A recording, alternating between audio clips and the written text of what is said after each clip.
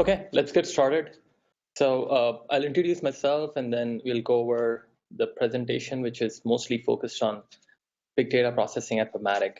So I am Kunal Umrigar. I'm Senior Director Engineering for Big Data and Analytics at PubMatic. I joined PubMatic in 2008, and since then have had opportunity to work on a lot of different product areas at PubMatic. Currently, I lead the Big Data and Analytics group at PubMatic, which is responsible for building large-scale big data pipelines, which process terabytes of data per day and provide granular reporting to our customers and internal users, as well as power our machine learning pipelines. So just to give a little bit about these series of talks that we present. So we started this initiative called TechConnect sometime early this year. The concept is to share the knowledge that you have gained working in PubMatic on different large-scale and distributed processing, data processing, as well as large-scale distributed systems, which cater to a huge amount of traffic on a day-to-day basis. So we through these sessions, we want to share the knowledge that we have gained, and also bring like-minded people within the community to come and share the knowledge as well. Couple of instructions before we get started, and I apologize, all the participants are going to be muted throughout the session, but you have a section on the sidebar which allows you to share any questions that you want us to answer. So I'll definitely take a few minutes after the session to answer some of the questions that you have shared, and we can go over those. So let's get started. This is a high-level agenda of this topic. So I'm going to provide an overview of data processing at PubMatic. I'll go over some of the challenges and observations that we've had while we were building this platform. We will go over a very highly configurable data framework that we built over the last few years with the Apache Spark backend. I will give an overview of the advantages that it provided us, as well as, if time permits, I will go over our real-time pipeline overview. And again, I'll take some questions. So let's jump right in. So first of all, who is PubMatic, and what do we do at PubMatic? So PubMatic is a advertising solutions company for premium content providers. So basically, any website or any premium news channel or any famous technical blog, e-commerce websites. These websites have a lot of premium content, and one of the prime sources of revenue is through ads. So they display ads which attract users, and on the other side of the platform, there are advertisers who want to promote their products, and so publishers gain by displaying the ads, and they monetize their digital assets, their content through ads.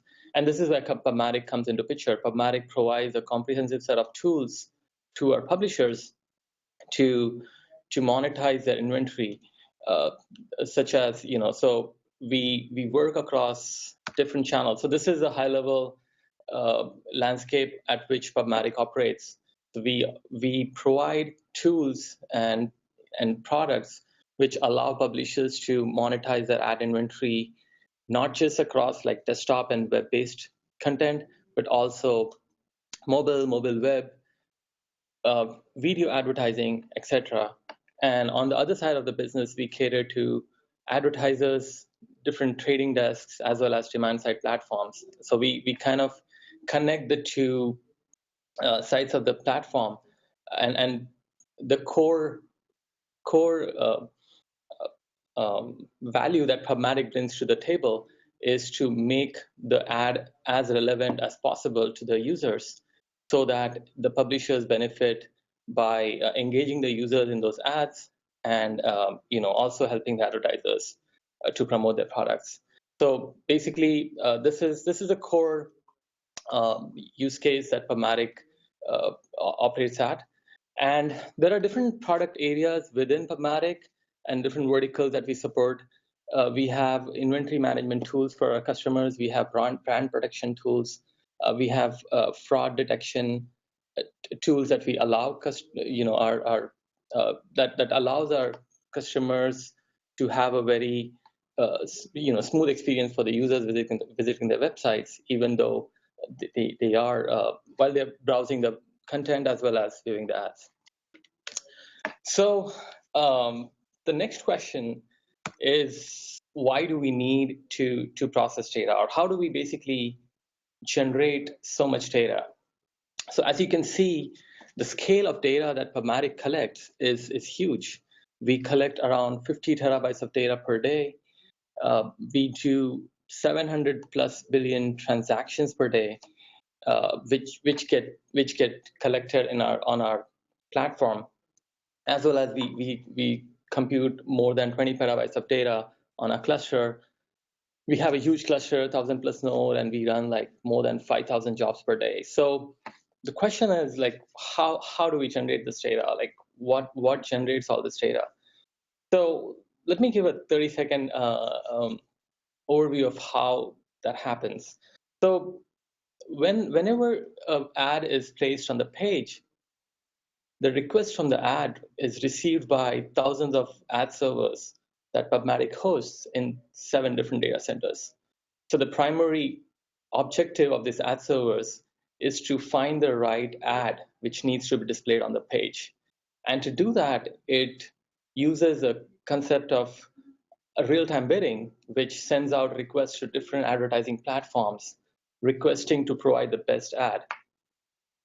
Once we receive the responses from these advertising platforms, there's another set of decision making which happens in the real time, which kind of allows us to choose the right ad, and also there are a lot of filtering mechanisms to determine the ad which is not right for the page or right for that vertical, and those decisions are taken in the real time, and all this decision making that the ad server does is logged in a very complex JSON, which is hierarchical, and it spans more than 350 columns, and the raw size of this JSON per record is like around a KB or more. So we receive 75 billion such ad requests on a day-to-day basis, and for each request we log this complex JSON.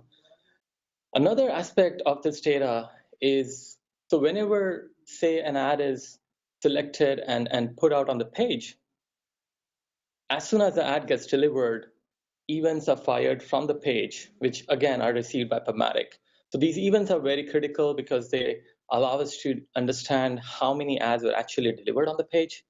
And these are the events which allow us to, again, understand how many ads are monetized and eventually get to our billing reports. So this is another source of data. And we have other third-party integrations with different partners in the ecosystem. We collect this data to make our data more relevant and to provide lots of insights to our customers. So all of this contributes to, as I said, more than 50 terabytes of data per day. So now that we know that we collect so much data, another question is, okay, we collect this data, but why do we have to process it? Or what is the core objective of processing all this data? So again, we are a data-driven company. All our decision making that happens in the real time is based on some previous knowledge of how ads perform, or which parameters impact the ad performance the most.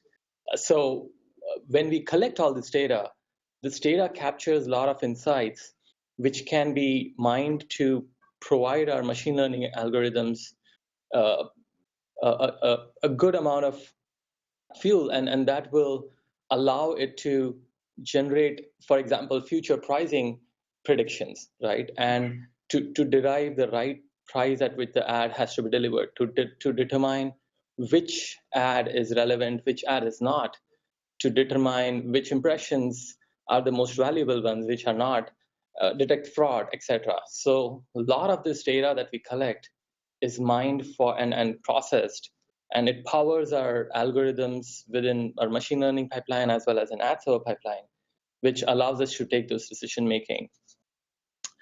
The second use case is reporting itself. So our customers have queries. For example, customers would want to know how did they perform in a particular geography? Like how did they perform in a particular country? How did an advertiser perform in a particular country? So there are a lot of these different uh, queries that our customers would bring to our table and say, hey, give us all the insights into how our inventory is performing, where are the gaps, where do we have to optimize. And the other aspect and the very core aspect to it is our billing. So as I mentioned earlier, we collect events from the web page, which kind of determine whether the ad was delivered or not. And these are very core to our billing. So we can prove that the ads were actually delivered based on these beacons, and that also powers our billing reports. The third use case is basically our ad hoc reporting. So our internal teams constantly look at the data, mine the data to generate statistics, to generate insights out of the data, which allows them to optimize a publisher or customer accounts. So they are looking for a certain anomaly which is affecting the publishers, or they're looking at ways to optimize the inventory or which ad formats are performing well. Where do you place an ad format so that it performs well, and things like that. So there are a lot of decision making that our internal teams do to optimize the revenue that our customers make on a day-to-day basis. And this data also empowers them to take those decisions confidently and take it forward. So again, and this is the core reason why we have to process such data. And again, it's data is like the core backbone, which allows a lot of different systems within PubMatic to operate smoothly. So it takes a very, very important role within PubMatic. So now that we covered why we need to process the data, let's move to the how. Like, how do we process all this data? Because to process such a huge amount of data requires a very significant infrastructure, requires a lot of engineering to be done and build a very distributed data processing system. So here's our high level diagram of how the data processing is executed at PubMatic. So first and foremost, we have a fleet of Kafka clusters across multiple different data centers, which collect all this data from the different sources. So one of our core data sources, as I mentioned, is our ad servers, which is located in different data centers. So we co-locate our Kafka clusters closer to our ad server to minimize the latency at which the logs are sent. Again, the responsibility of these Kafka clusters is to make sure we collect all this data in the most resilient fashion. We are able to store it for a while until we collect all this data. And if there are any challenges in collecting the data, we still have a copy stored, et cetera, et cetera. So I think Kafka is very well known in the industry, very, very widely used. So we use Kafka to collect this data. Once all this data is collected or collected in Kafka, that's where our core data processing kind of infrastructure kicks in, which kind of ingests all this data from Kafka. So we have ingestion pipeline and topics for different sources within Kafka, and there are different consumers which are consuming all this data from Kafka and storing it on HDFS. Again, HDFS is another well-known Hadoop infrastructure, which allows file storage infrastructure, which allows very, very resilient storage with multiple copies for fault tolerancy, as well as for ease of computations. So now that we've collected all this data, that's when our data pipelines kick in. So one of our core pipeline, or one of the core functions that we do as part of data processing, is to cleanse and join a couple of data sources which are very important. So as I mentioned, we receive a stream of events from the web, as well as we collect a lot of data from our ad server. And to make sense out of all this data, we join this data, and it serves two purposes. One, it allows us to understand which of these ads were actually monetized, and which of them are going to be actually generating revenue. The other thing that it also helps us in avoiding any fraud. So say we get someone sends random data from the web. We want to make sure this data, we are able to understand that this data is faulty, and we don't want to take it and process this data. So this join also allows us to take care of that problem. Once we've done with the ETL, we have that's where our data processing framework, which we're going to talk about later, kicks in, and it generates, and it works on this raw data and generates multiple views which cater to different types of customers within our platform.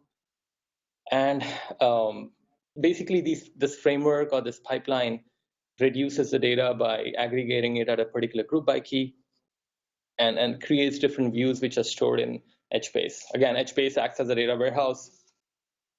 HBase is a very low latency store, which allows us to query data in the real time from our analytics platform. We use a framework, or we use a open source tool called Apache Phoenix. This provides an SQL nature to our HBase warehouse and allows us to query any data which is stored in multiple views in HBase using an SQL kind of interface. Again, we have a set of APIs which power our dashboards, which power our customer API, our integration with our customers and internal users, and allow them to query the data. The second part of this, or the right hand side, if you can see, there's a real-time pipeline. So a part of this data is also processed in real time, and we use very high performant GPU based technology to process this data. So we do micro batching, and we provide insights at a minute level to our customers. So as and when we receive ads, and as and when we start monetizing the ads, we provide them real-time insights into how their inventory is performing, so that they can take very, very quick decisions and change some settings, or make any changes to optimize their account if needed. So that is powered by GPU-based databases.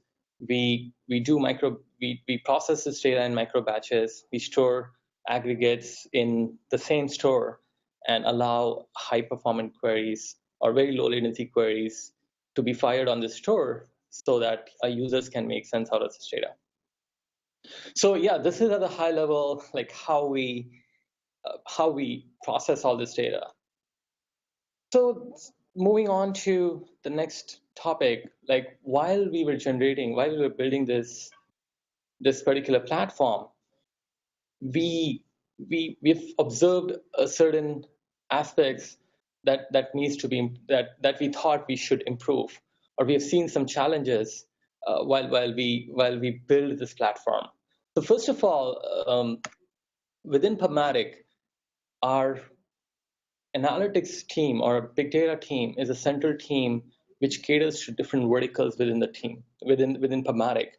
So for example, a video team within PubMatic would require very specific reports to, for example, the video inventory. So an example could be provide us with information of which video player size is performing the best, or how many users view more than 25% of the video ad, or how many users viewed more than 50% of the video size, video ad.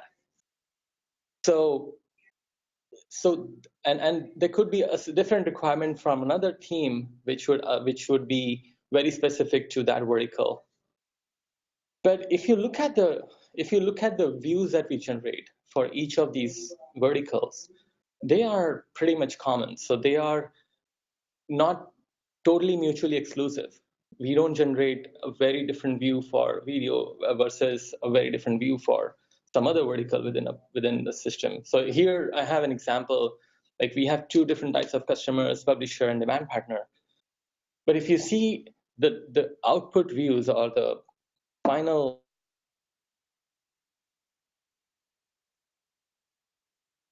by one column, right? Which means that there is a lot of overlap in terms of the columns that are being processed and the data that is being processed. And it doesn't make sense to keep writing new jobs for each of this. So the one challenge that we had in the past is, since we were a central team, any team would come to us and we would determine based on the ROI which report to generate. But every report would end up in a new job, which would lead to other side of problems. So it would lead to one, the time to production was pretty high because we are writing a new piece of code. We have to perform unit testing. We have to perform Q automation. We have to keep performance in check, etc. So whenever you write a new job altogether, you have to go through the entire cycle to deliver it in production. The second challenge was that, again, we were becoming a bottleneck where every job had to be written by us, and there was a limited bandwidth, and it was not fast enough to cater to all of the different requirements from different teams. Also, if we were to open up the platform for other teams to start developing their own jobs, it's not that easy, right? There's a steep learning curve in understanding big data technologies, learning Hadoop, Spark, MapReduce, etc. And there's a different level of understanding required to kind of tune the jobs so that we build very resource efficient jobs which are running very optimally on the platform. So again, that's where the cost comes into picture. So we want to optimize the cost at which we deliver all this reporting. So these challenges led us to think about how we want to build our platform, or how we want to tune our platform so that it kind of solves these problems. So our goal was to build a data platform service, or a data platform as a service, which is simple enough for teams to build their data processing job with minimal efforts. The other problem that I mentioned earlier, there is a lot of overlap in different reports, which means that if we are engineering, or if we are developing a logic for a particular column, chances are that it's going to repeat across multiple jobs. So we wanted to build building blocks or pieces of code which can be independently used within different jobs, and we don't have to re-engineer those. And again, as I mentioned, time to production. So we wanted to reduce the time to production. So our objective were, one, build a very a common business function library. So all the different aspects of, for example, ad tech, like, so we have a concept of total impressions, which is a metric which determines how many impressions we serve throughout a day. And this is a very common metric used across a lot of different reports. So and there are other such metrics and dimensions which are common across a lot of different reports. So we wanted to create a function library which allows us to keep or store the logic, write the logic once, and reuse it across different jobs.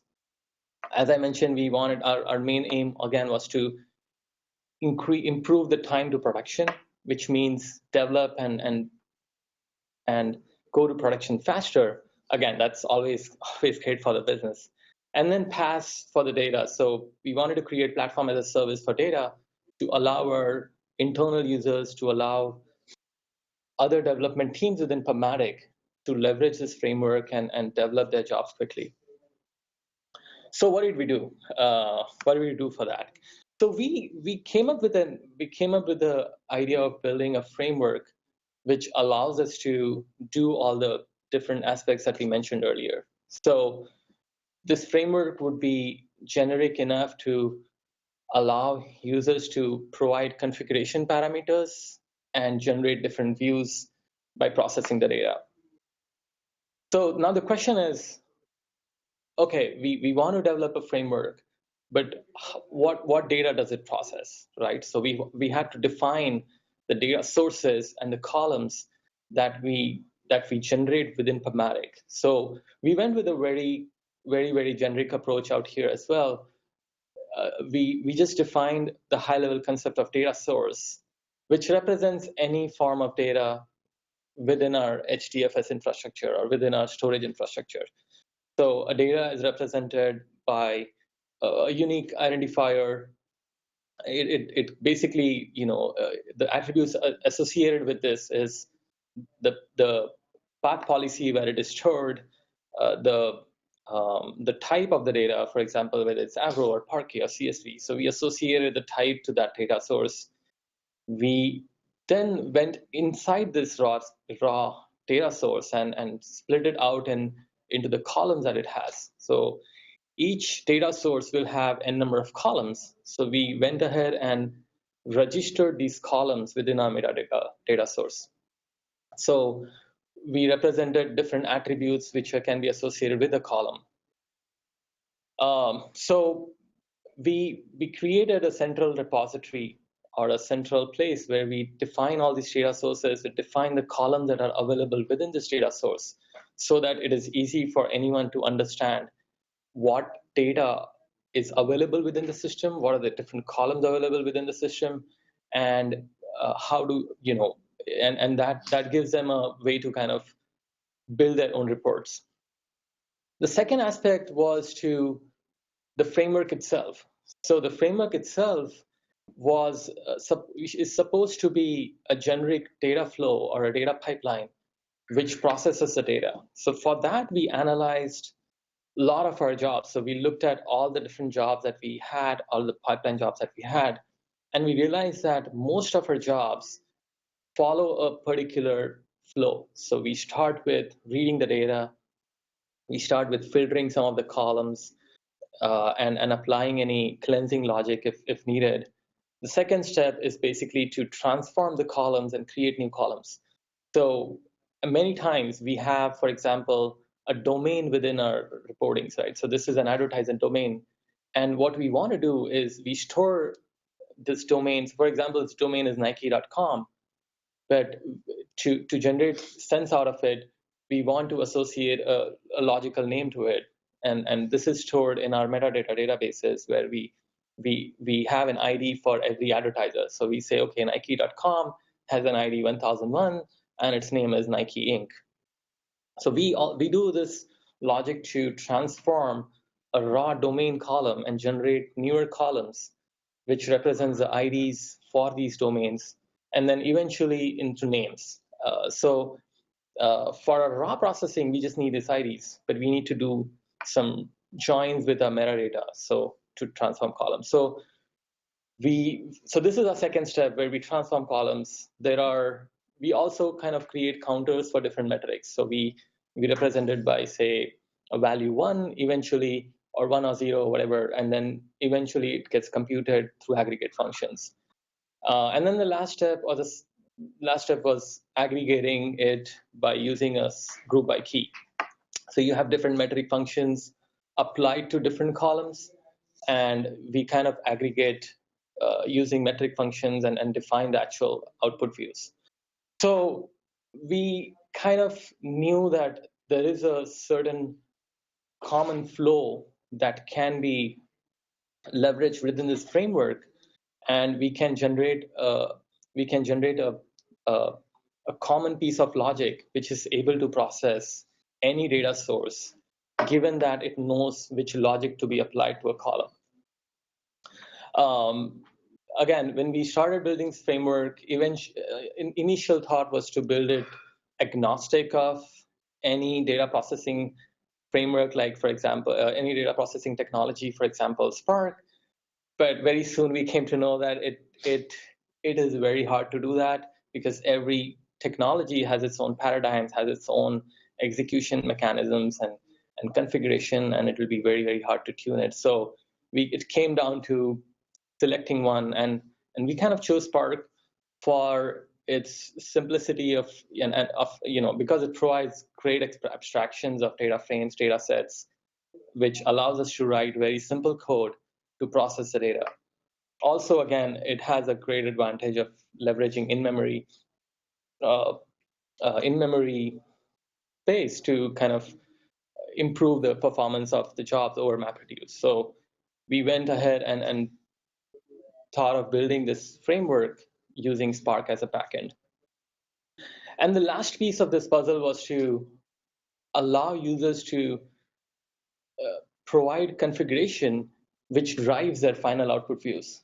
So that came via defining a mechanism to generate configuration. So we went ahead and determined different aspects that are required within every job execution. So for example, we need the dimensions and metrics that needs to be evaluated. This is a very basic need, that we need the columns that needs to be present in the output. The second aspect was, for example, we have to filter on certain columns. So we need mechanism to filter. We need mechanism to generate partial aggregates if needed. We need mechanisms to partition the data and store it in different locations within this, when we generate the output, etc.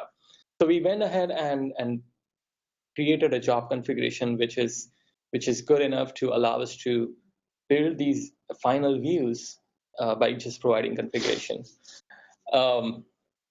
So just to dig into a little bit on how we defined the column attributes, and because this is the very base logic which allowed us to externalize all the business logic from within our core framework and keep them as a business function library. So to do that, associate different attributes to every column within the data source and some derived columns. So we said that, okay, every column is either a dimension or metric. It's raw or derived.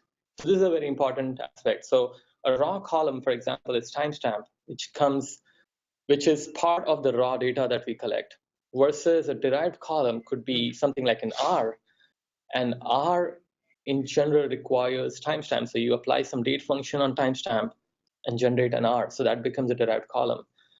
This is similar to the example that I gave earlier. Advertiser ID, for example, is generated using the domain which is found in the data.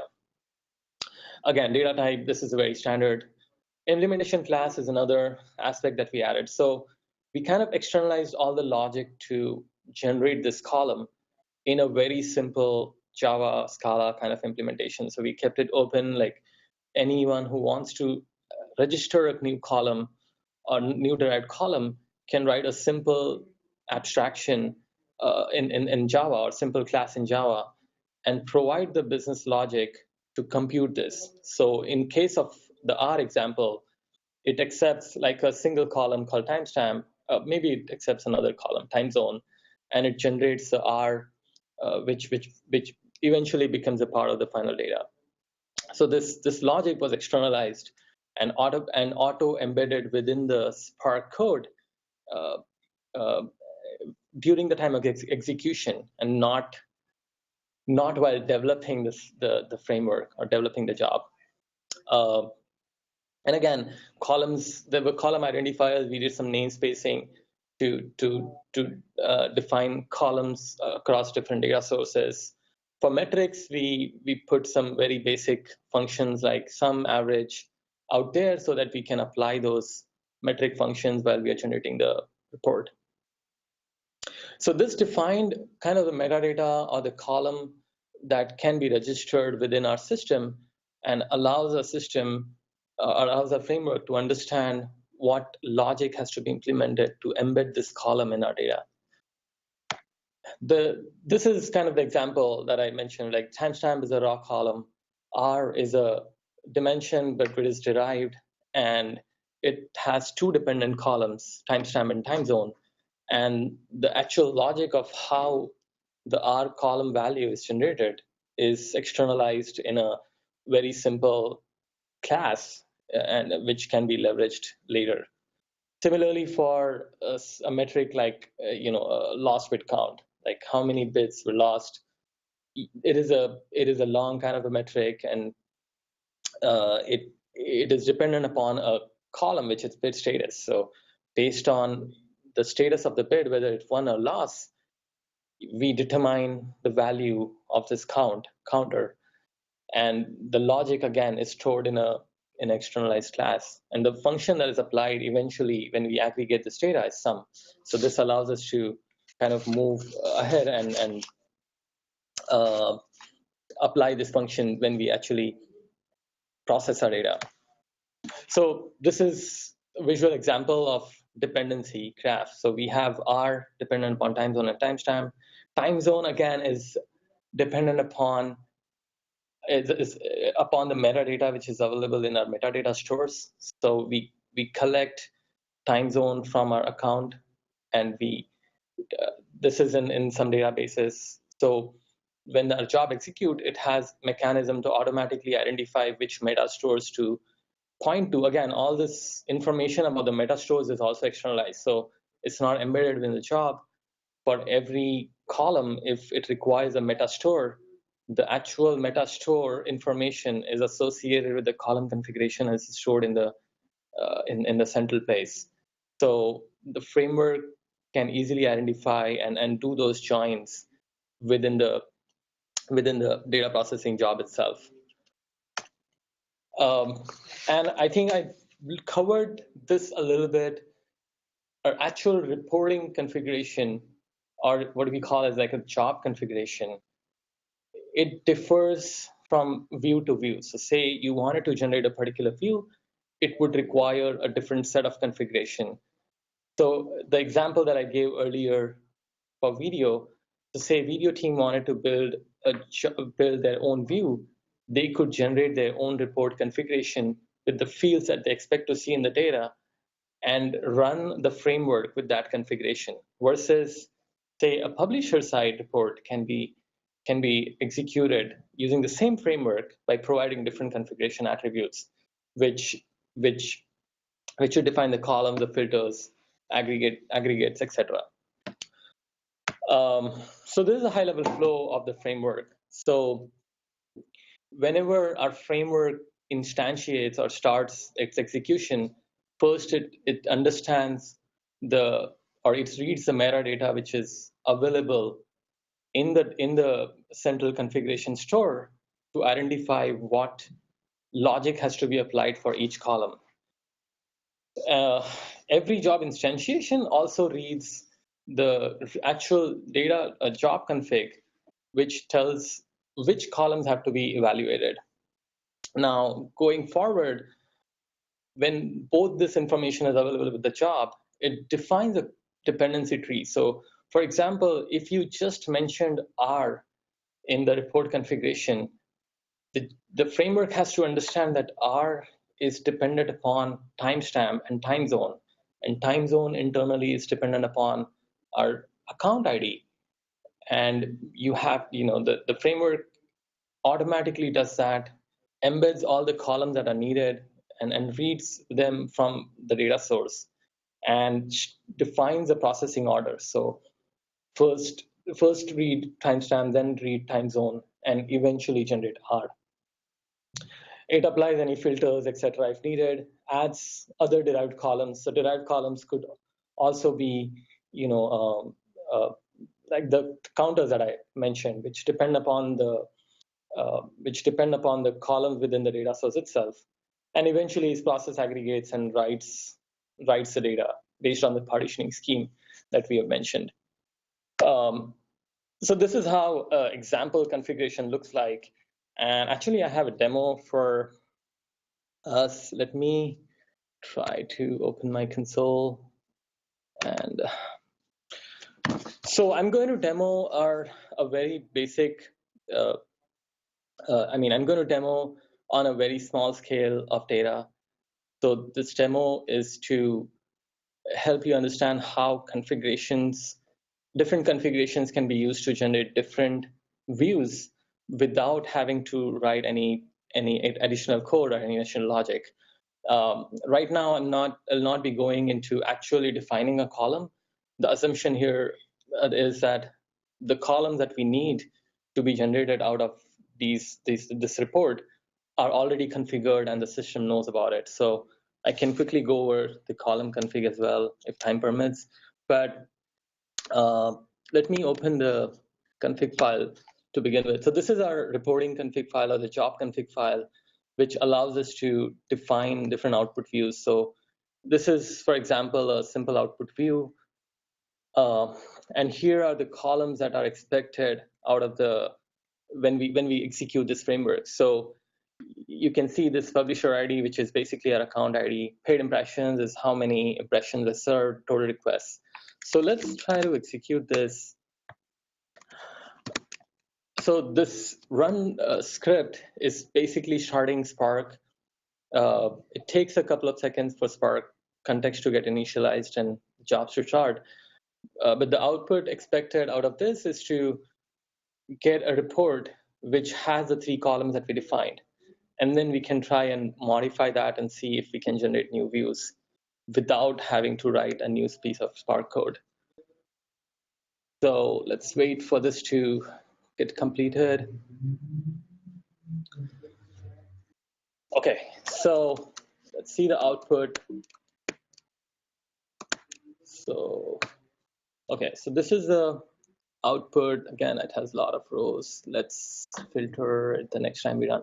So as we mentioned, there were 3 columns within this particular view that we were supposed to see, and that's what we got. So we got 3 columns which were generated out of some raw data and processed, and we got some aggregates out here.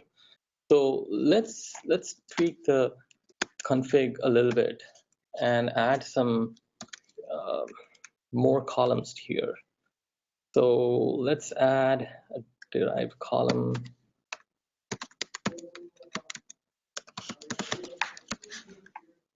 So this is another ad format. So ad format represents which type of ad it is, whether it's video or mobile, etc. Let's add last bid count and last bid floor count. So last bids are nothing but how many bids that we received from different advertising platforms that actually lost, which didn't actually turn into a winning impression. And lost bid floor is basically there was a certain value expected out of this impression, but the bid that came through didn't meet that threshold. So we want to see how many of these lost bids that we saw. Let's also try to filter because we are seeing a lot of rows. We want to kind of let's see if this is the ID. Yes, this is ID.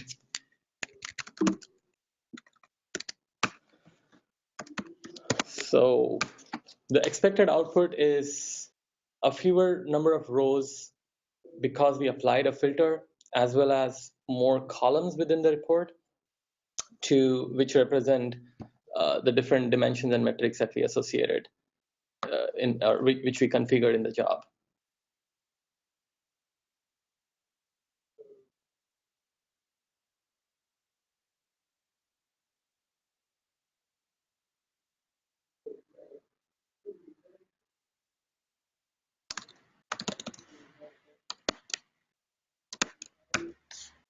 Okay, so if you see, we just updated the config, and now the same framework, without having to write any new code, is generating a different report with different set of columns. It added another dimension, which is ad format ID. It added 2 more metrics to it, which represent lost bid count and the lost bid due to floor count. Now out here, this lost bid due to floor count is dependent on a dimension within the data or a column within the data. So let me try to prove that to you that uh, that the derived dependency work the way we expect it to work. So let's add another column here, which is bit status. So bit status represents the reasons for the loss of particular bits. So what we expect to see is that this lost bit due to floor should be populated only for a particular reason, which it belongs to, right? So if the bit status is floor filter, then and only then we should see this value. So let's try to do one last run to kind of go over, how the derived dimensions how the derived metrics kind of work, and then we can go to the benefits.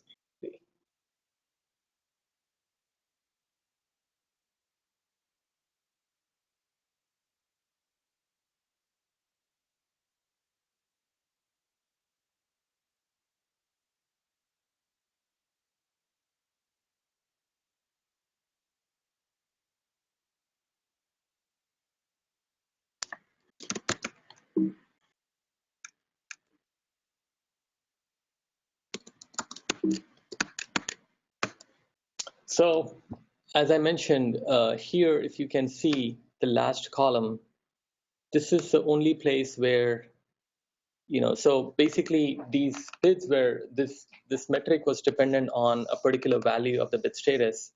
So we we we can see that this is populated only for these two, which means that this metric is dependent upon a particular value, and the function that is applied in the runtime to compute this value based on a particular field. So again, this is the high level, how our framework works, and let me go over some of the benefits. So again, how does this help us, right? So it helped us creating different views or different reports for different teams very, very fast. So it didn't involve writing new pieces of code all the time. It allowed us to write configuration and generate different views automatically.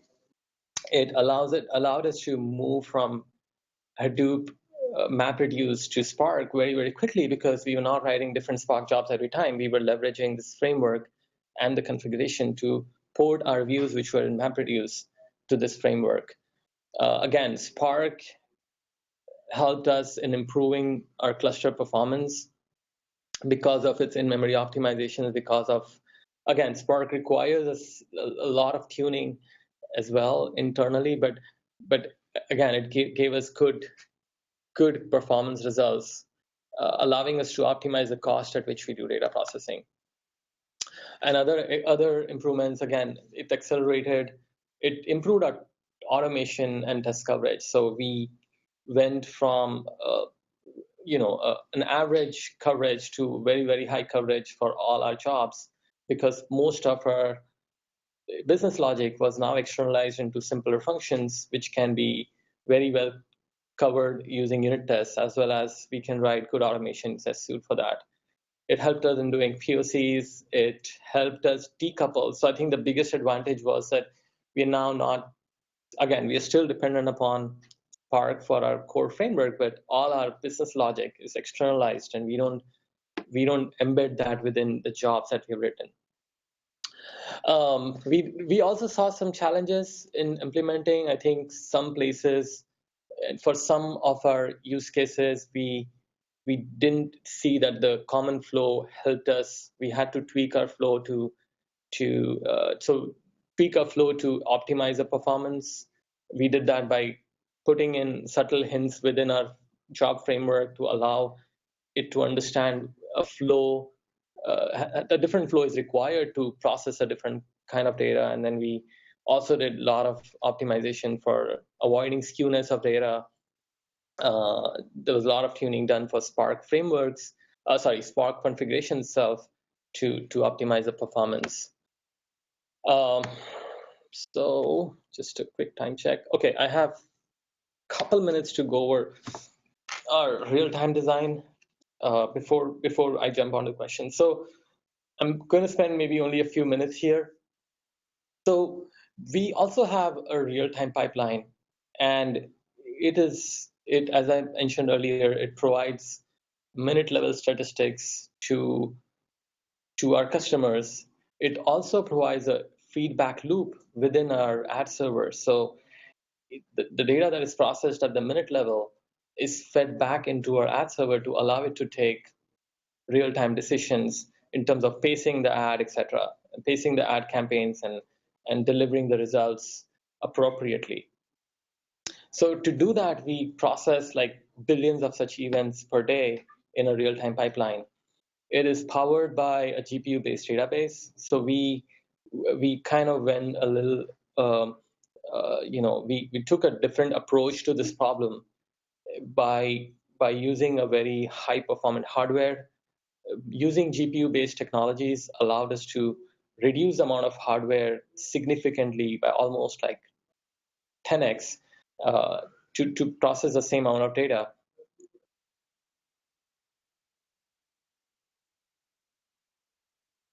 Level views, 5-minute level views, hour level views, etc., and provide this reporting to our customers.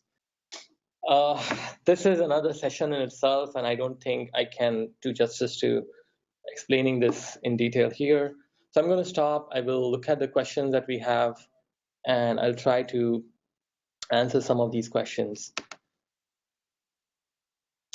So I think I see two questions here. One question is, does the framework check if the report already exists or used? So right now, when the framework actually executes, it does not have that check, but that's a good suggestion. I think we can look at the views that are generated. Right now, it expects the users to provide the configuration that needs to be developed. So for example, different teams would expect different views. They would be responsible for writing the views. But in general, we have a good metadata or centralized repository of which views are already available. So the teams would have a knowledge of a certain view being available and should not be generating duplicate views. But yeah, I think that's a good suggestion and could be a good improvement to framework where it understands or figures out that a particular view exists and not not process it. And then the second question is, can user aggregate metric over any dimension tuple? It's predefined. It can be any dimension tuple. So today, within a data source, you can create any combination of dimensions and generate a metric out of or compute metrics out of it. So you can define the combinations or the columns. You can look at the columns that are already registered in a system, and you can define dimensions and metrics across any combination. There are cases where some metrics don't really apply to a certain dimensions, but those are like very business specific use cases and may not apply. But the framework itself is very generic to not just cater to only ad tech specific, but it can work on any generic data source. It could be any flattened or CSV, CSV kind of a source or a Parquet source.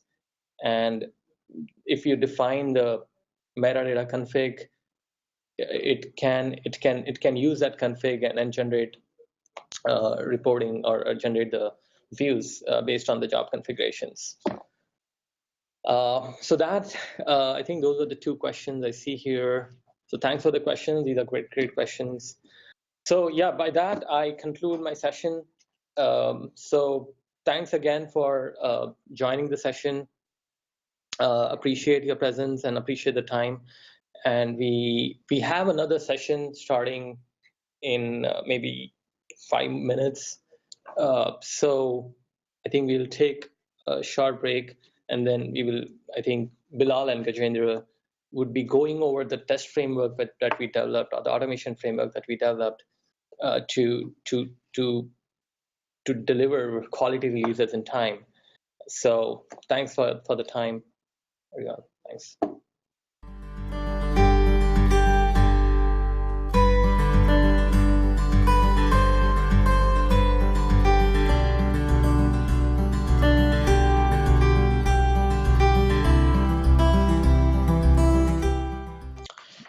everyone. My name is Bilal. I'm a principal software QA engineer at PubMatic. I've been with PubMatic for around 5 years now, working with the Big Data Analytics QA team. So let's begin this second half of this tech conference. The second half of this test conference mainly focuses on the testing and the validations that we have done on top of the big data platform that we have. So you're at PubMatic in order to do testing on the big data platform, on the massive volume of data that we generate. We have come up with a very cool and innovative framework, which we will be talking about in the next few minutes. I will be joined by my colleague and friend Gajendra also, who will be taking us through most of the architect of the framework. But before jumping into this framework that we have developed, let's spend a few minutes in understanding what problem are we trying to solve here. So speaking about data, or big data in particular, as we all know, when we talk about big data, the first thing that comes into the mind is the large volume of the data sets that we have. All this data all the data in this world is generated through various platforms on various devices, and this adds a lot of variety to the data. And this data is very heterogeneous in nature, and at the same time, it is very unstructured. There is, not one particular, because this data comes from different platforms, different devices throughout the globe. It does not have a very particular structure to it. Like uh, some data could be having some fields missing, some data could be in some other format. So in order to consume this data and make sense out of this data is the tricky part that the world is facing today. And this data is only going to increase. As per the Gartner's report, in the next 5 years, this data is expected to shoot up by 800%. And this itself in itself is a very, very big thing. So we talk about trillions, and I don't know the unit. So much massive amount of data we talk about in today's world, and that shooting up to 800% is massive. So all the companies, mainly in the ad tech space, are trying to chase this data so that they can use this to their benefit, make good data-driven decisions, which can fuel their machine learning algorithms, which drives the monetization, or as we call it, the revenue for those companies. Now, as I mentioned, the companies want these data, but all this data is very unstructured. So what do we do? This data can only make sense to an analyst looking at it if it is not complex, it is structured, it is grouped, or as I must say, if it is aggregated. Aggregation of data is a very crucial and tricky part. It needs thorough validation. It needs because this is the data that will be consumed by an end user. This is the data that will drive decisions. This data has to be fairly accurate. So as you can see on the screen as well, there's a Gartner report survey that says due to poor quality of data, companies are losing close to $14 million annually. So this in itself is a very big amount. So this becomes very crucial to stop all these potential revenue from getting lost. It is very important for these aggregated data to be correctly represented and be true to its nature. So the volume of data is very huge. So can you go to the next slide, please? Yeah. So this is the amount of data that we consume at PubMatic. More than 75 billion ad impressions served daily, which which gives in 50 terabytes of data per day, raw data per day, and a lot of amount of aggregated data in GBs. So it is very difficult to validate all these things manually. It is next to impossible that we manually validate all these billions of rows in the data store that we have. So in order to solve this problem, in order to take this up as a challenge, our team at PubMatic got together and came up with a simple solution, a simple framework, which we call the big test. So we'll be covering about what big test is about and what big test does. But before going into that, let's understand the data flow part of the system, how data comes into PubMatic. So here is the analytical flow for the data. I think Kunal in his presentation already covered this, so I will be quickly running over through the slide. So this is like a quick recap to anyone who missed or wants to just have a recap about it. So here at PubMatic, we collect data from various ad server logs and the tracker data that we consume from Akamai and various other sources. All these data is collected, and through our Kafka consumer pipelines, this data is transmitted or ingested into our system. When all this data is ingested into our system, we store this data into HDFS, which is our file system, and we do a lot of cleansing on that data. So meaning there could be some data which is corrupt, which is not in the right JSON format, or it is from bot traffic. So all those things we try to eliminate. After we have cleansed the data, we uh, we perform a Spark job on top of it. And the ETL process data is stored into different distributed systems, like we have Hive or Edgebase or MySQL, or even a GPU-based database, for example. So we store all those data in over there. And on top of it, we have APIs, which help us render this data on any UI platform or anything that would support API, so that end results or reports are shown to the end consumer. So we have many metrics, many dimensions, and a lot of standard customized report building abilities, wherein a lot of custom reports can be prepared and viewed at the end.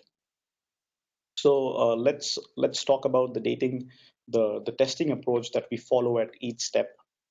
So the very first step is ingestion. So when data is consumed by PubMatic, when the data is consumed by the ad server and is ingested into our system, we have to make sure that whatever data was sent by the ad server to us is consumed, and the data, the source data and the destination data, that is the raw data that we have now in our system, they match. If 100 rows are sent, or if 100 records are sent from the ad server, 100 records have to be received over here. So 100 is a very small number, because as I mentioned, we process more than 75 billion ad impressions. So 100 is just an example, don't go by that. But yeah, as an example, if 100 requests are sent, 100 records are received. So we have to make sure that we are not skipping anything, we are not missing out anything, there is no loss of data. So this becomes very, very critical. Moving on to the next phase, once we have this data, so this data comes in from ad server, and that's not the only data we have. We also have data that is fired from the publisher's screen, or from the publisher's tracker calls. We make a join of those data and make sure that the data that is received by us is correct, and all the tracker data and click data matches. Next in, we perform a flattening on the selective fields from the ETL. Flattening also includes, so the data that we receive from the ad server logs is a very nested JSON. It's a complex JSON which has a lot of arrays within it. So we need to flatten it. We need to flatten it for the simplification purpose, and do some metric calculations on top of it as per the business logic. So metric calculations like how many of these impressions that were received from the ad server were monetized, how much revenue we are driving out of it, all those metric calculations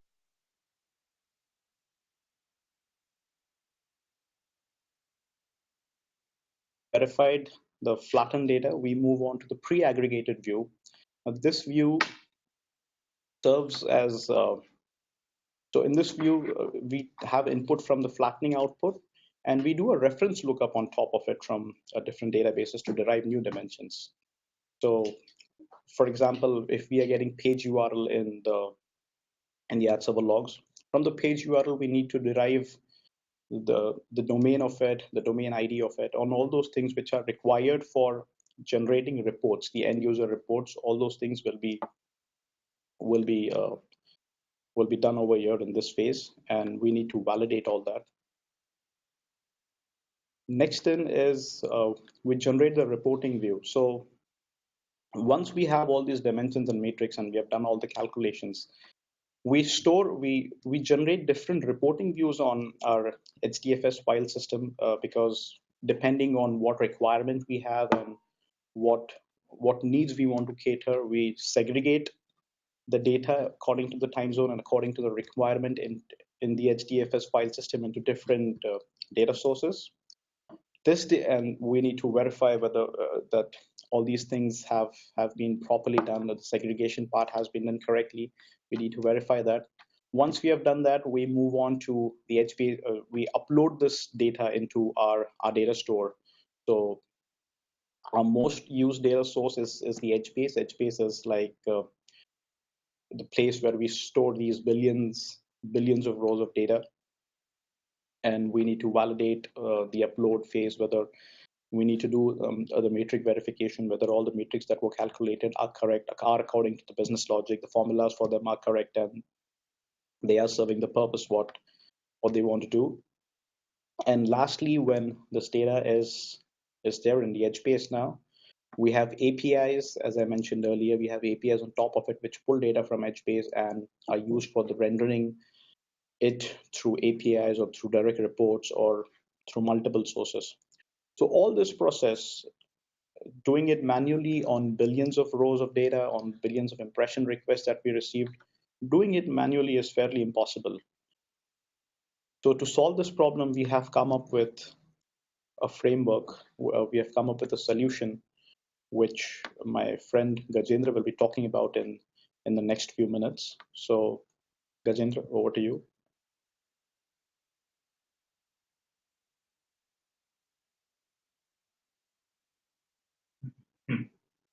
Yeah. I'm just like saying this. Thanks, Bilal, for this all this useful informations. The flow you have discussed is looks very good. So let's discuss about the big test. So, but before going to the big test, as Bilal explained about all those phases of data cleansing and data processing flows, and we are doing the test data validation for each and every flows, right? So for from the ingestion to Avro to Parquet and Parquet to CSV, there are different kinds of data format comes into the picture. So with that, we have a great responsibility that we have to validate each and every records with each and every different types of record format, because the data comes into the JSON format from the Kafka. Then our ETL process will write those data into the Avro format. Then our flattening will write those data into the Parquet format, and the final report we will generate our data into the CSV format. So that data format is keep changing at each and every different level. So we have to validate that particular data calculations at each and every stage correctly. So there are lots of different challenges that we have faced it, and that challenges inspired us to do something more about the automations for that, because doing these things manually is always very difficult, right? So let's go. What are the different challenges faced us, and what inspired us to do the big test? So yes, these are the normal testing that we normally do here. So we have already covered, like in data testing, we normally do verification in terms of schema verification, data quality checks, column field verification, data transformation, and business rule verification is like whatever the dimensions and metric that we are going to calculate, those will be calculated based upon the business rule that we have already specified. Those kind of data validations, and the, as Bilal mentioned, our pre-aggregated view will be generated from the flattening, as well as the reference dimensions which is coming from the other data sources. So those reference lookup verifications are need to be verified. Those are referenced correctly from the correct database with correct field mapping. Is the joining is correctly happening? So once the joining is happened, whatever the data is populated into the output, is that correct data is populated? What if that particular join is not happening? What if that particular field join is not matching with the external data source? So then what's the default value of? So there are lots of different scenarios here for data validations, and we have to take care of each and everything while doing the data testings as well. So, and there is one more phase for us. There is API testing. In API testing, we normally taking the data from the HBase and storing sending us a UI for the report purpose, and UI only need to take care about their UI part, like how the UI will be, how is looking, how the images are displayed, how the text boxes, how the drop down list are displayed. So we always take care of data validation at each and every phase. That's why when the things goes for UI testing, UI will just need to take care about their look and feel. They don't have to care about the data, because we have already verified data 100% at each and every levels. But for doing that, we had faced a lot of different challenges. What those challenges and are is first one is like, as previously mentioned, just dealing with multi-format data. This is one of the biggest challenge that we faced it. So as I mentioned, we got the data from the ad server in format of in the format of JSON, and that JSON will get ingested from the Kafka and stored into the Avro format. And there we need to verify that one-to-one matching between our input and output records. And if the also the field verification. So what are the data present in the input JSON from the ad server? The similar data will be presented in the Avro format as well. And then from ETL, that data goes from Avro to Parquet in the flattening phases. So then we'll have to identify, oh, okay, that we'll have to then identify the source and like source and destination output. Like source is my Avro and the destination is like Parquet. And in that case, what I have to do is maybe I have to go for Hive, load all those data, take the field values, like firing the queries, and then I have to read the Parquet and then get the values and then compare it. So it's always very difficult for us to validate it data. So and then we in our all those flows, there are different format of data we have write it. We have write the data in Avro format, Parquet format, and in report we write the data. Some of the data we write into the CUC format, some of the data we write into the TSV format.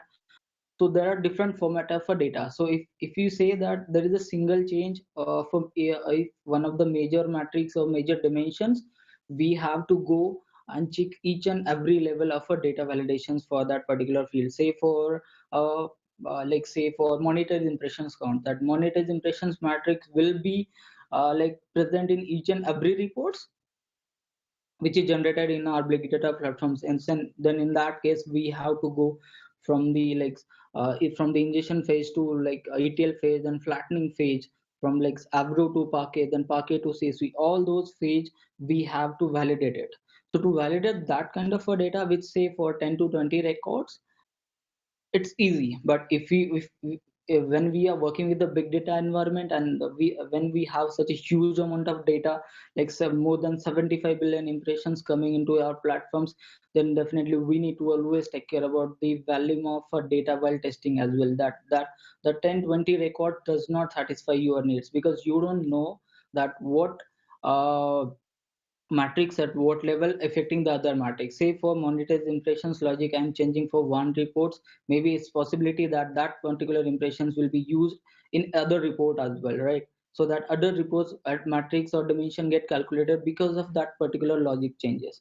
So in that case, if have we have to go for the like scenario wise mock data preparations, and then we have to go the bigger data set of a validations. We say normally we called it as a prod parallel data validations, when where we have to run the our job with production parallel data, like say for complete 1 hours of a data or 2 hours of a data, and then we have to validate it.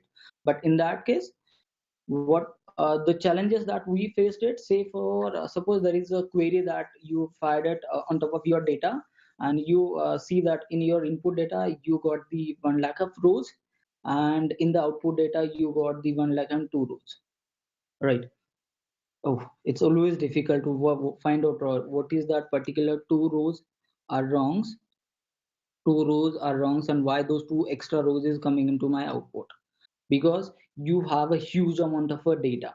But like say 1 lakh of rows, you cannot do a vmdiff, you cannot do compare that 1 lakh row. If you even if you can write the script to process that 1 lakh of rows, it's take huge amount of times, right? And even though to find out that particular 2 rows which are the wrong one, it's very difficult, and that took very much of lot of amount of your times to validate if that the metric calculation is correct, if that rows is populated is the correct one or the wrong one, right? So this is why we come up with a kind of a solution, that solution will help us to read all kind of a format of a data. Also that solution help us to do a verifications on the mock data which will be going to prepare for our test scenarios. Also that solution will help us to go and validate the test data on the bigger amount of a data, like say for when we do a sampling of our production data, that sampling is in the form of like GBs of a data, maybe for 2 GB, 3 GB or 5 GB of data. So if I run my queries on the 5 GB of data, I'm not able to identify the reason behind the failure. But so we need a kind of a solution that even if I run my particular query on that huge amount of data, it will also give me the reason behind the failure of that particular scenario, and that I can easily identify. So that kind of the solutions we always wanted to do, wanted to have for us, because we have lots of different challenges that we have also discussed. Like, we have a multi-format data. That's why we have to go for the small set of data validations as well as the larger data set of validations. And also when we say for the big data, even if for testing or for development, we always need to be consider all the testing ways. Like say for we have to test a large volume, or we have to test our scenarios with the large volume of a data with a different variety of a data and different variability of a data, right? So in PubMatics, we are currently receiving more than 50 terabytes of a data like per day. So in testing as well, we'll have to raise our bar to not to just validate our scenarios with mock data. Instead of that validating only a mock data, let's validate mock data as well as let's validate the your test scenario with the productionized data as well.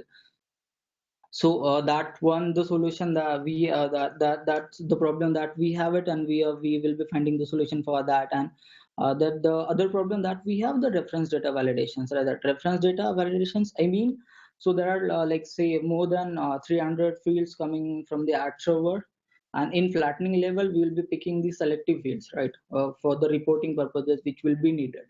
But before flattening at ETL and raw level, all the fields are present for the further analysis. But while picking up in the flattening, we'll pick all those fields which will be required for reporting, and some of the fields comes from the uh, other data sources, like say for database. Say I'll just give an example. Like say for I have an domain which is coming in my raw data, but for that particular domain there is a domain ID, there is advertiser ID is presented. So that two different dimensions coming from the some database based upon the joining of that particular data. So I have to verify that okay, that joining is correctly happening. Okay, so correct domain is populated in my output data, correct advertiser ID is populated in my output data. If say suppose that if my database does not have that particular mappings, what will be the a value in the output as. So there are lots of different amount of uh, scenarios we have it, and to validate that kind of a reference data we always find it very difficult, and it's time consuming. When we say that we have to validate a lots amount of a different jobs, as we say, as we have a 25 different reporting jobs currently running in our big data platforms. So if say that if one of the major or dimension or matrix is going to be changed, then we have to go and validate all those 25 different jobs. To validate for the 25 different jobs, it's very time consuming, even if that the change in the code is very small, but still to validate that 25 different reporting jobs because of that major dimension is going to be changed, to validate that it always takes more than 2 to 3 weeks, right? So that like going to market uh, time is increased just because of that we have a different set of reporting jobs, and we have to validate all those things. So we have to reduce all those say the things that the comings into our testings and time to go market to further releases. So we have all faced all these challenges. So we took those challenges as the inspirations and thinking about think about what we can do it. So we think about let's do an automation for that. So then idea comes around into the team that okay, our own developers using Spark based frameworks for reading the different types of data, right? And with small data as well as the large amount of data and doing their data processing, then why can't we use the same uh, Spark for our automation as well? So then we club the different technologies. Say for we club the Pythons, we know the unit test framework in Python. So we club Python unit test and Spark together to build the complete automation frameworks, and that's what we call it as a big test. So big test is a combination of Python, Spark, and the unit testing frameworks. So that is all going to be solved are all challenges, because with a Spark we are able to read the all format of a data, like say for JSON, Avro, Parquet, TSV, CSV. With a Spark we can able to verify with the mock data set, verify with the large amount of a data set. With a Spark, we can easily identify the reference data, verify reference data lookups. So all those challenges that we are facing, that will be reducing with the Spark. So we think about let's do a combination of Python and Spark unit testing together to make the automation framework, and that is the solution comes as a big test. So let's see what the big test architectures. We always wanted to keep our architecture very simple. That will also not also help us to help us only to our big data teams. That will also help us to other teams around the working over here. So we have yeah. So this is the very small and very simple big test architecture that is. So I'm just explaining that the below bars said that Spark based core automation framework is the main uh, functionality where all the Spark functionality resides, and the upper boxes says that there are different plugins that we have developed. So those plugins has their own jobs. They do their jobs, and the input of those plugins will be the output of those plugins will be the input of our Spark job, and Spark job will do that work. So let's go by plugin. So there is first plugin called plugin for data refresh. So what that does is, our first problem is that we will not be able to verify with the bigger data set and the small data set. So what that data refresh plugins will do, it will take the productionized data from the productions and to our environment, uh, eh, to our environment, and provided that particular data set for the job execution plugins. It also do a sampling out of those data, provide the sample data set from the bigger data set, and also provide this sample data set to our NLP based data plugin data generation. So what that NLP plugin data generation does, it will take the a text file as an input that specified the business logic of our dimensional matrix that is going to be generated. So based upon that, we will generate a mock data set, which we call as a small data set, and that small data set will be the input to our plugin for data application executions. And that data application execution execute our 25 different jobs which will be currently running in our platform, and the output of that applications will be the input to the Spark based core automation framework. See, so overall we need an input data sets and we need an output data sets. We always wanted to keep our framework very easy, because it's anyone, not just our teams. If anyone wanted to use it, they can easily use it. So we have you develop in a such a way that any other teams can be easily write their own script as a plugin. They can use our attach their plugin with our automation frameworks, and they can use our automation framework easily. So here the plugin for data refresh and NLP based data generation plugins provide the input to the job executions, and job execution output will be the input to the data source. Now we have the input from the plugins, and we have the output from the application execution plugins. So input and output will be provided to the Spark course. Now the third thing is that we wanted to keep our uh, automation frameworks very easy, because if somebody doesn't know about the coding, how we can code it, so still he can do very well automation. So we come up with a solution that we have a data, right? So why do we, and now we are using the Spark, so then why don't we write our uh, test cases in the form of SQL? So let's say I just wanted to validate from the input data set, okay, for that particular publisher, total requests are 10, and that particular input set will be the input to my job execution plugins, and that job execution output will be uh, input to my Spark plugin. So then we'll go and write the query. Let's say like select the publisher ID and total request count from the input and output data set. And then we'll figure out, okay, if input have the 10 data set for that particular problem, so output should also have the 10 request count for that particular publisher. So that kind of a SQL query we can write it. So we have maintain a config driven SQL queries. So that SQL queries will be the input to our Spark based core automation frameworks. And if that SQL query will get executed in the input data set, and then the same query will get executed in the output data sets. Once the query result are matched, then we say that my test case is pass. Or if my test case, if the result will not match, then I'll say that my test case is not pass. And whenever the test case is failed, I will go, the framework will go and write the failure test result into the SDFS in case of Hadoop environment, or if there is no Hadoop environment, it will go and write in the data into the local file systems. So previously, as I mentioned, that there is one example. So if I have an input of 1 lakh records and output have 1 lakh and 2 records, how do I identify that which 2 records are missing? With this frameworks, yes, you can easily identify that. If my particular test case is failed because of the 2 records, that the frameworks only write the 2 record which has a error, which has a wrong output. Only that 2 records will write into the SDFS, and then you can directly point out which 2 records are fishy and which 2 records having the wrong information, and then you can directly go.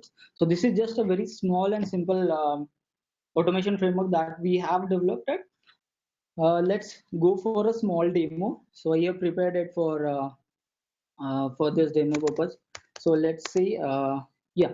So this is the one test suite. We can say that there are different views that we generate out of it. Like say we generate view daily views, we generate hourly view. So we have a prepared demo session for the daily view. So there are configurations file required for the test suite. So that daily view is a kind of a test suite for us. So there are different configuration file is there. First one is demo.py, where is the actual code that we have written it. That come and then we have the main configurations file called it config driver.ini. As I just mentioned, we are going to write the test cases in the form of SQL queries, right? So in previous session, that Kunal also explained that there config driver development uh, frameworks where they just have to provide the list of dimensions and the matrix, and the output we will also get generated. Similar fashions, we also maintain uh, our frameworks where we'll just have to write the query for the particular dimension and matrix, and our automation and test execution is done. Say just an example, I have a write one query here. That query says that I just wanted to check if my publisher ID and total request in the staging view. Say that staging view is the pre-aggregated view, as just Bilal is explained. From the pre-aggregated view, we normally generate our different view like publisher view, DSP view, and different entities view. Right? So now we have to compare it that from the pre-aggregated view, whatever the data is generated for that particular view is the correct one or not. So then what we have to do is, this is the output part where my pre-aggregated views output is present, and that output part is automatically generated with our job execution plugin. So once the job execution plugins will execute it, it will take the input and our output will be generated for that. So similarly, and also if you see that my input view is in the format of Parquet and the output view is in the format of CSV. But still, and our biggest challenge is that we have a different format of a data at different level, and we always find it very difficult to check that. Here with that framework, that issues also get resolved. So let's see how it works. So this is just a single query that I have written, that it will go and check the publisher voice total request count from the staging to uh, staging to view level. So how we just have to write this query, and let me clear the previous output if there is any. So no, there is no, then we have to run. So we just have to run this automation framework with the Spark submit command, and I'm providing my test suite demo.py, and this one is the release version. So release artifacts from it will decide the job execution plugin, so that on that particular release I want to execute the job, and then I'll have to verify the my test cases after that. So I'm showing this in the command line mode just to show you how can write the queries here, and how the test case will pass and how the test case will fail it. But in general, we have automated and we have integrated this all frameworks to Jenkins. So we just have to run the Jenkins jobs, and the all test cases are get automated executed, and at the end we will see a very nice HTML report. I'll show you the snippet of the how the HTML report will look like, but before that let's execute that case. So this is the way that we can execute it. So let's see, the test case is getting executed. So as we have developed this with Spark, so it will create a Spark session first, and then try to read the input and output data and fire the queries on top of it and try to compare it, right? Let's say also there it says that there is the configurations here, like say, the highlighted box says that my output data is in the format of CSV, so I have to provide the schema for that, right? So that schema is we also will be taken from the configuration file, that is schema.ini, and that will be applied to the my CSV file. See, my one test case one is passed. Let's say another requirement comes into the picture, that okay, that report also wanted to add one more dimensions called the platform view, platform ID. So then what kind of the automations we have to do is, we don't have to do a verification, manual verification for that. Just go in our automation config.ini. Let's write one more query for the dimensions called the platform ID, and that's it. Our testing is finished, and also our automation also done for the same. Let's execute uh, automation for the next query.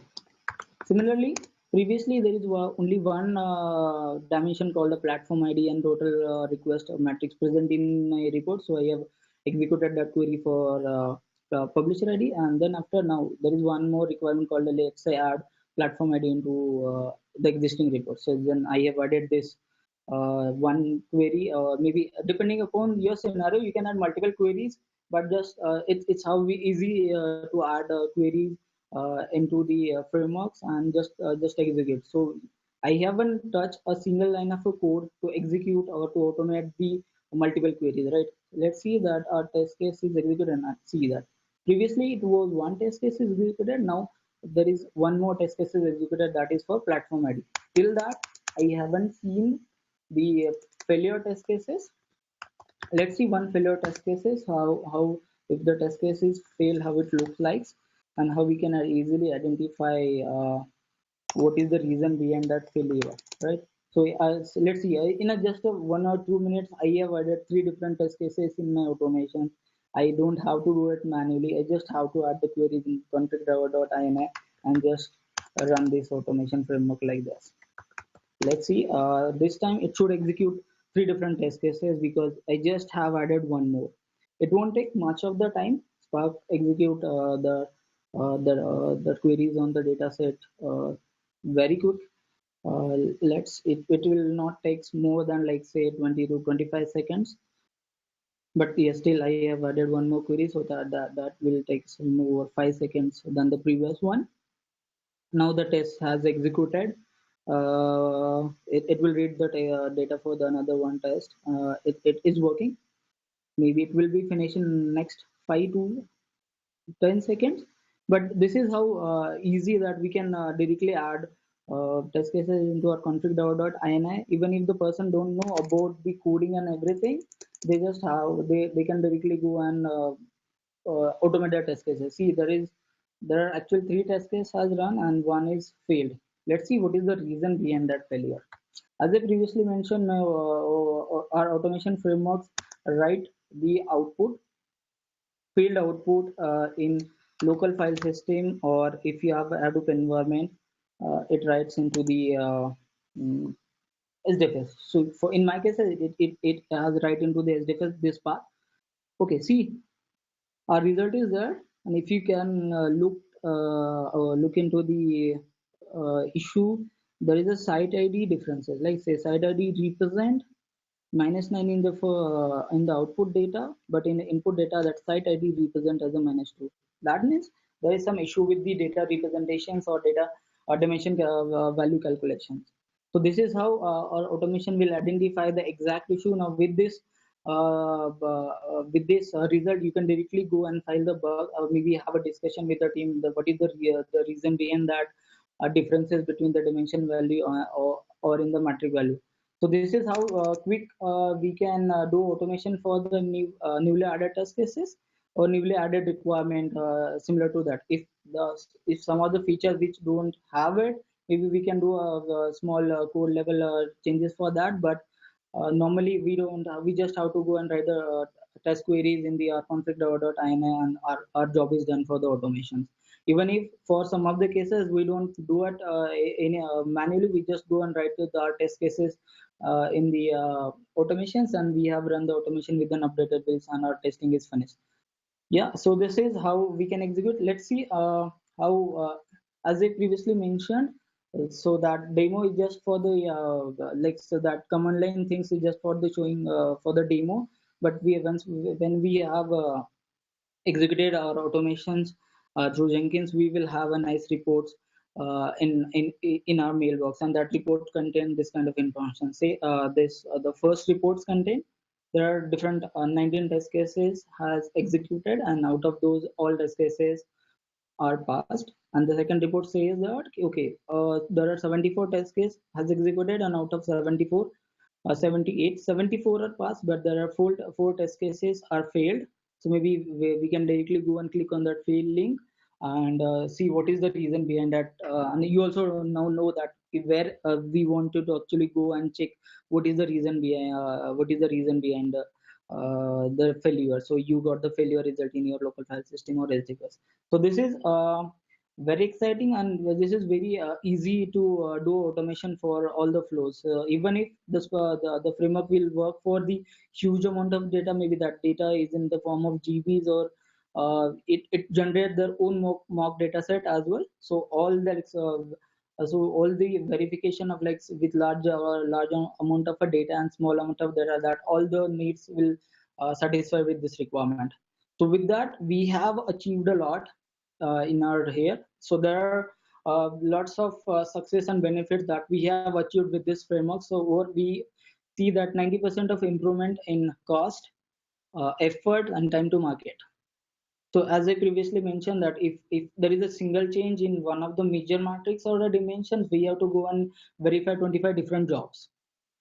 To verify that 25 different jobs, it always take very much time. But with that frameworks, it saves a lot of times where the framework will execute automatically 25 different jobs. Previously it was taking like 2 to 3 weeks to complete all this regression verification, but now it goes and like completed in couple of hours. So that comes up to save the thousands of our manual efforts on a monthly basis with reusable automated regression for data validations. Yes, definitely improved user of the adoptions and productivity as a result of improved data quality. Yes, as I just mentioned that like we have a 25 different jobs in our platforms, and now currently all the jobs are automated with this big test automation frameworks, and we are also improving a lot into that. But yes, currently it has all automated with the big test that help us to mature our data testing.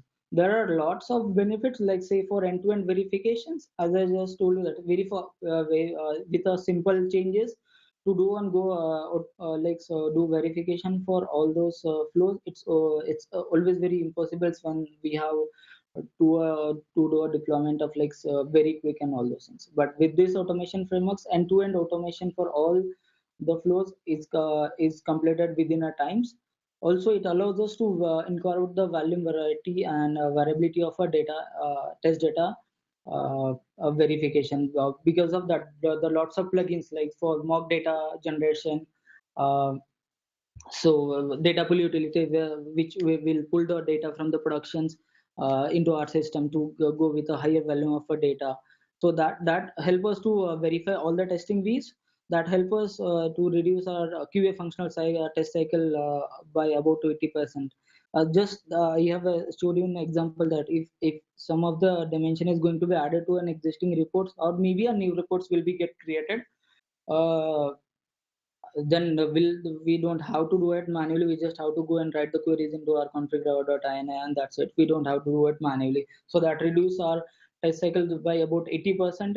And framework also help us also provide a flexibility to write new plugins in help us to be feature ready. So we always thought about the future ready because we always wanted to our framework not useful not just for us, but that can be used by the other teams in the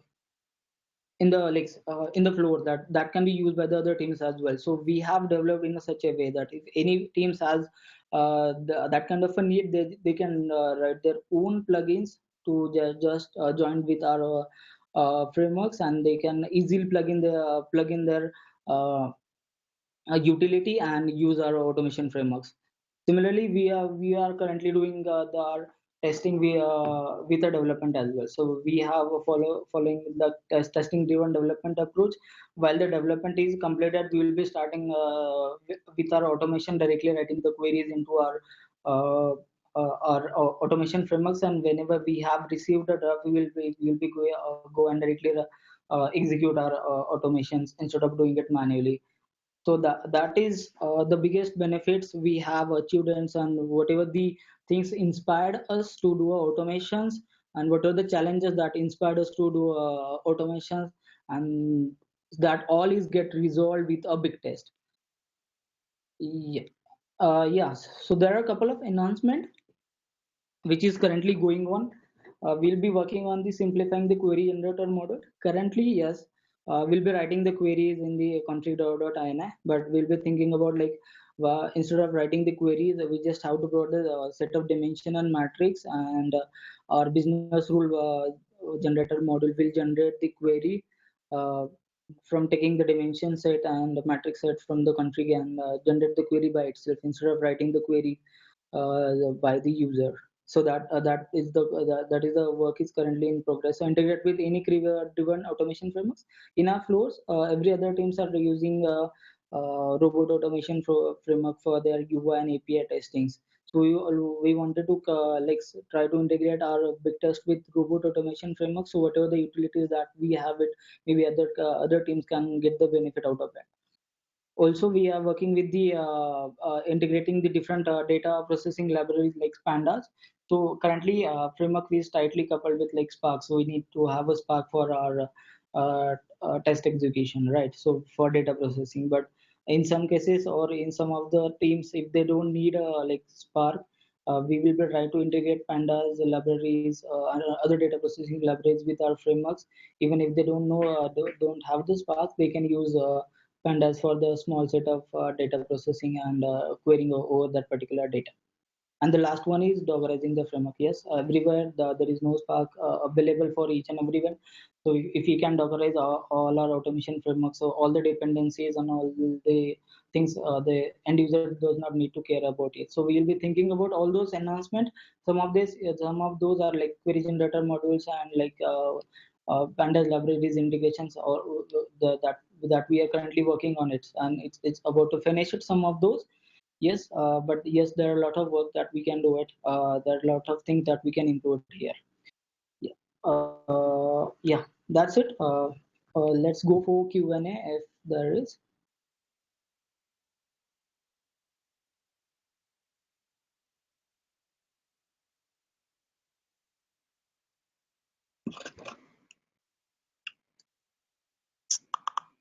Great. So maybe you can go back to the test report slide and just spend like a few minutes on that again. Yeah. So yeah, there is a question like in big test, how do you handle the test reporting? Yes, in big test, we have used the HTML reporting in unit testing, right? So with a HTML reporting, we have used the Python unit testing frameworks plus HTML reporting. So that will combine us to give us the nice HTML report as just have displayed in the UI. So that nice HTML report will be generated from the HTML reporting, which comes within Python unit testing. So that is already handled. So how many number of test cases or how many query that you write into the your config.ini, that number of test cases will get executed, and for each and every different test cases there is a different each and every query there is a different test case will get executed, and the result of that every test case will be reported into the our like test2.html.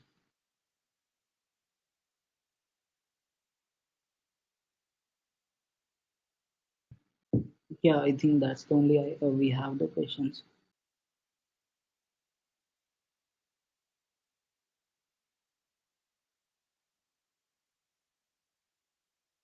Cool. I think it's, thanks for attending. All